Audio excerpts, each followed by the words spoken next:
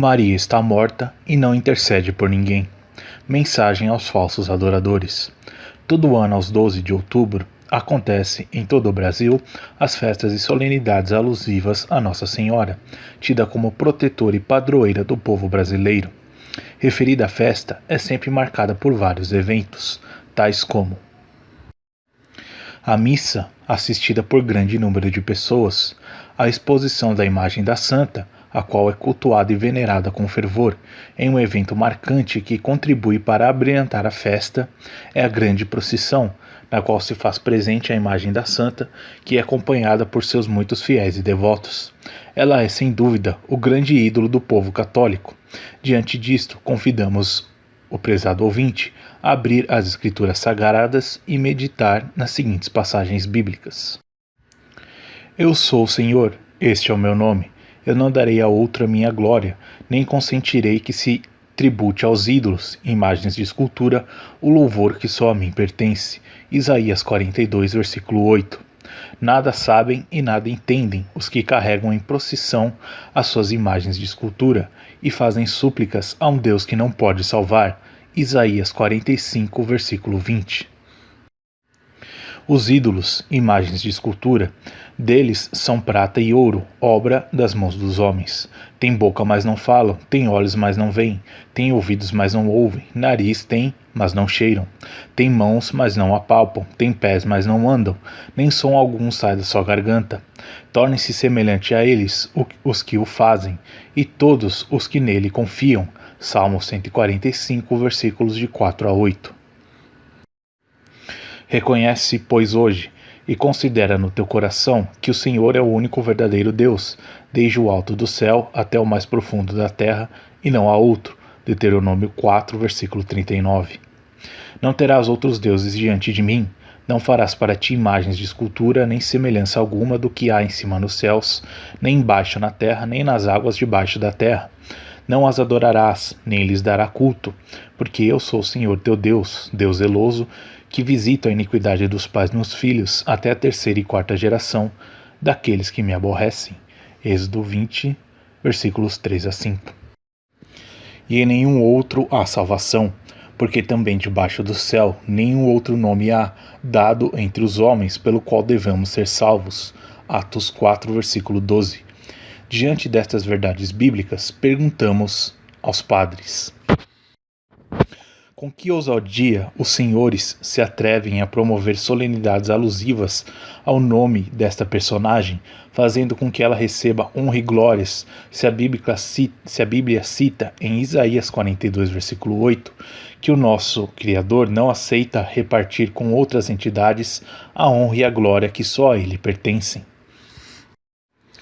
Com que atrevimento os senhores ousam a profanar o nome sacrossanto do nosso Criador, promovendo culto de louvor e adoração ao nome de outra divindade?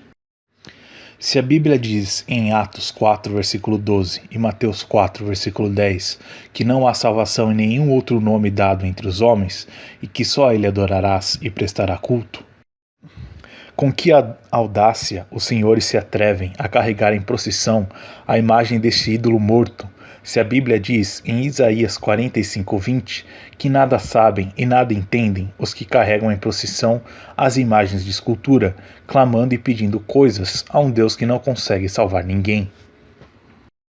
A Bíblia diz que o Eterno é o único Deus verdadeiro e que fora dele não há outro. O único nome digno de ser reverenciado e verdadeiro é o nome de Yahweh. Portanto, não é aceitável apregoar-se louvor e adoração a qualquer outra entidade, nem tampouco aos ídolos mudos. Maria foi, sem dúvida alguma, mulher de vida transparente e conduta reta, uma autêntica serva do Eterno, cujo exemplo de vida deve ser copiado pelas mulheres dos nossos dias, e sendo ela portadora de tantas virtudes, fora usada como instrumento para trazer ao mundo o Messias Yeshua. Por isso, nós, os cristãos, a consideramos como nossa irmã, e um dia iremos vê-la no céu, mas não faz sentido colocá-la como mediadora entre o Eterno e os homens. Pois a Escritura diz, em 1 Timóteo 2,5, que há um só mediador entre Deus e os homens, Yeshua HaMashiach. Assim como também não podemos considerá-la como advogada, pois a Bíblia diz em 1 João 2, versículo 1, que se caso alguém venha a pecar, temos só um advogado junto ao Pai, que é Yeshua HaMashiach.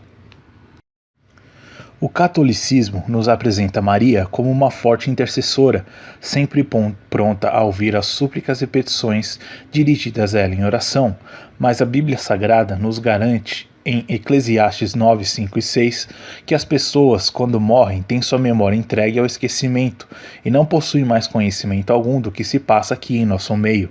Assim sendo, desde o momento em que partiu desta vida até os dias de hoje, Maria nunca soube das incontáveis missas, novenas e terços dedicados em seu louvor. E você, ouvinte, também continuará dirigindo sua oração a alguém que não está lhe vendo e nem lhe ouvindo?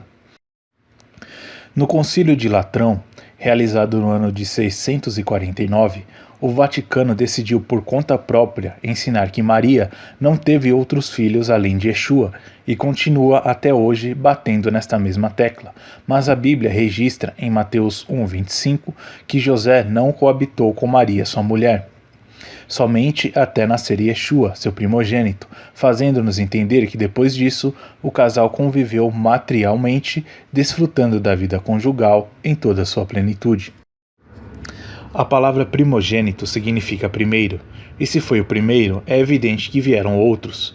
Para comprovar essa realidade, basta ler em Marcos 3,32, onde Maria, juntamente com seus filhos e filhas, procura por Yeshua, e também em João 2,12, onde cita que Cristo desceu para Cafarnaum, acompanhado de sua mãe e irmãos. Além do mais, praticar o ato conjugal e conceber filhos não é desonroso para ninguém. Desonrosa é a condição de celibato a que são confinados os padres e freiras, conduzindo-os dessa forma à prática de atos solitários e outros pecados, como a sodomia e pederastia. A própria Maria, se estivesse presente em nosso meio nos dias de hoje, com certeza rejeitaria todos estes louvores e honraria as idólatras que o catolicismo romano promove em nome dela. Certamente ela diria: ó clero romano, não admito que meu nome continue sendo usado por vós, idólatras, como chamarisco para se ganhar dinheiro. A hipérdula com culto em louvor a Maria, conhecida entre os católicos como Nossa Senhora, foi instituído pelo Papa Adriano I no ano 787 d.C., no Concílio de Nicéia. O culto mariano é, portanto, uma tradição criada pelos homens. É preferível ficar com a Bíblia, que diz: em vão me adoram, ensinando doutrinas que são preceitos de homens. Negligenciando o mandamento de Deus, guardai a tradição dos homens. Mateus 15, versículo 3, Marcos 7 a 9 e Colossenses 2, versículo 8. Os idólatras e fanáticos afirmam mentirosamente que o objetivo das imagens colocadas nos templos católicos não é o culto ou adoração, mas sim para servir como lembrança, em memorial dos santos que estão na glória. É preferível mais uma vez ficar com as escrituras sagradas, que diz em Isaías 44, versículo 10, que as imagens de escultura não servem para nada e são de nenhum préstimo. Melhor é ficar com a Bíblia Sagrada e sua verdade que nos conduz para a vida eterna, do que com as doutrinas pagãs e mentirosas do catolicismo romano. Melhor é recorrer ao sangue de Yeshua, que nos purifica de todo o pecado, do que recorrer aos ídolos mudos do romanismo. Melhor é estar entre aqueles verdadeiros adoradores que adoram o Pai em espírito e em verdade, do que com as heresias propagadas pelo clero. Melhor é estar do lado da verdade, pois nunca estarei só, se estiver acompanhado da verdade. Melhor é beber a água da vida oferecida graciosamente por Cristo, em João 4, versículo 10, do que me embriagar com o cálice de abominações oferecido pela grande prostituta, a Babilônia dos dias atuais, que é a Igreja Católica Romana. Comprove isso lendo Isaías 21:9 e Apocalipse 17, versículo 5. Melhor é crer no Elohim que criou os homens do que os deuses que os homens criaram. Melhor ainda é acatar o conselho do apóstolo João, que nos faz a seguinte advertência: filhinhos, guardai-vos dos ídolos. 1 João 5, versículo 21. De acordo com o Salmo 115, Nossa Senhora é paralítica, cega, surda e muda. O que será que alguém nessas condições pode fazer pelo tão sofrido povo brasileiro? Nada. Prova disso é a situação miserável em que se encontra este país. A finalidade deste estudo não é ofendê-los e nem tampouco exaltar esta ou aquela religião, pois religião não salva ninguém. Também não é objetivo desta promover as igrejas protestantes e seus líderes, porque no inferno também haverá protestantes, inclusive pastores. Isaías 56, versículos 8 a 12. Também não é a intenção desta tentar convencê-los, pois é impossível a um homem convencer a outro homem a respeito do pecado. Só quem pode convencer o homem do seu pecado é a Ruach HaKodesh, o Espírito Santo do Eterno. Se alguém discorda dessas palavras ou se sentiu ofendido por elas, então por favor rasgue a sua Bíblia, pois é ela quem afirma estas verdades. Querido ouvinte católico, onde passarás a eternidade? Tens uma opção a fazer: a salvação ou queimar no fogo do inferno. O Eterno, o Criador ou os ídolos mudos de Satanás. As verdades da Bíblia ou as mentiras do catolicismo. Para ajudá-lo em sua decisão, lembramos a você de que adorar Maria ou Nossa Senhora e outras entidades, além do Criador, é um pecado grave chamado idolatria. Veja na Bíblia, em Apocalipse, capítulo 21, versículo 8, o que acontece com os idólatras, aqueles que praticam este pecado. E aos idólatras e a todos os mentirosos, a sua parte será no inferno, lago que arde com fogo e enxofre, o que é a segunda morte. A escolha agora é sua, querido amigo católico. Se você continuar colocando a tua igreja e a tua religião acima das Sagradas Escrituras e da santa doutrina ensinada por Yeshua, você vai queimar no fogo do inferno junto com as suas estátuas idólatras.